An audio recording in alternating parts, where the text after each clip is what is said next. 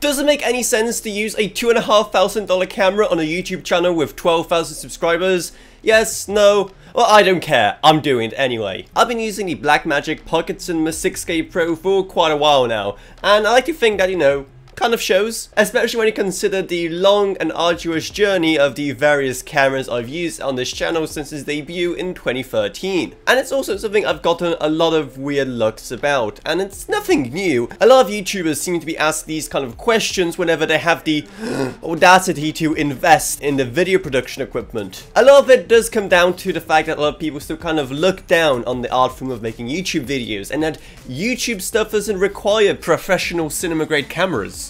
However, a lot of it also comes down to the resolutions, and sure, while many people may understand the importance of, say, a 4K camera, if you go to 6K or even 12K, like what on earth is the point of that? No one can even display that properly on the monitor. And sure, if you are the nerdy type, you probably already get why you could still benefit greatly from a high resolution camera, even if those resolutions aren't really in mainstream use yet.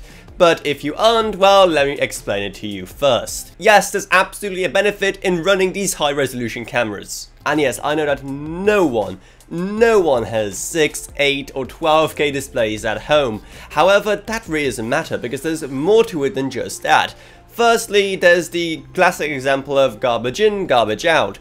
Basically, when dealing with compression, if you still have higher quality raw footage, then the output will still be better. It also gives you a lot more leeway when actually editing. For example, you can zoom in a lot further without the quality suffering. And while I do know this word is kind of controversial in the tech space, whatever, I'm gonna say it anyway, it is also great for future proofing. And sure, even as a very techie person, I do admit that the rate of diminishing returns after 4K skyrockets, but 4K will still become pretty much the bare minimum in just a few years' time.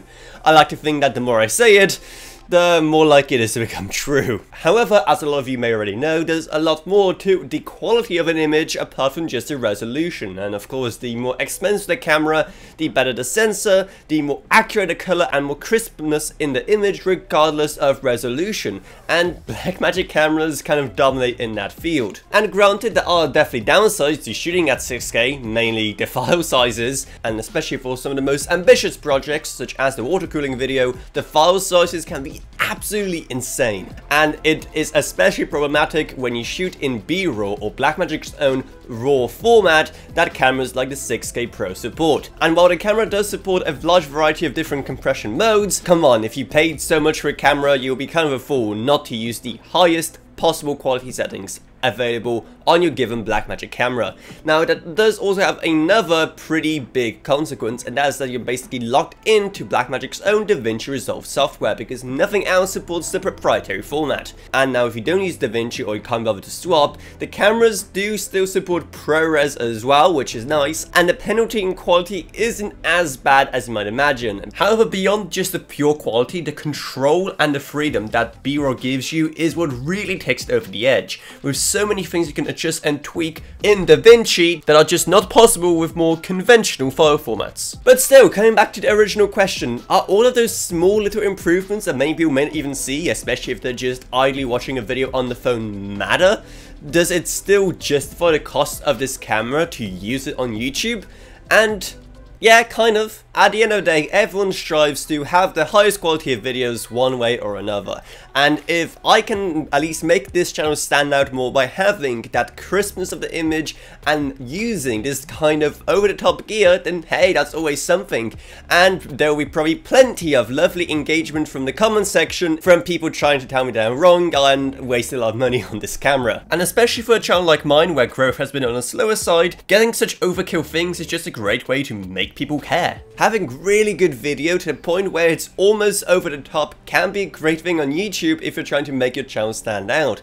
And what's more, it also makes it so versatile as well, because I do work on projects other than YouTube, and having this kind of camera that is just so good at pretty much anything you throw at it means that I can work on these professional projects outside of YouTube to then have more money to reinvest back into the channel. But if you want to invest into this channel, well, you can, because our Patreon is a fantastic way to help support the work we do here, while you get awesome perks as well. There's also huge thanks to Gavin Burns, Justin Rage, Elafroniak, Balash Velkan, and a pseudonym, Meg Sum, Nashin, Allcroft Lansby, and Level Up. But anyway, that's about it, so I hope you enjoyed this video. If you did, then remember to subscribe, like, whatever, and I'll see you all in whatever I make next.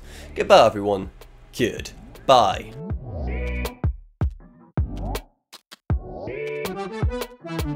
Bye.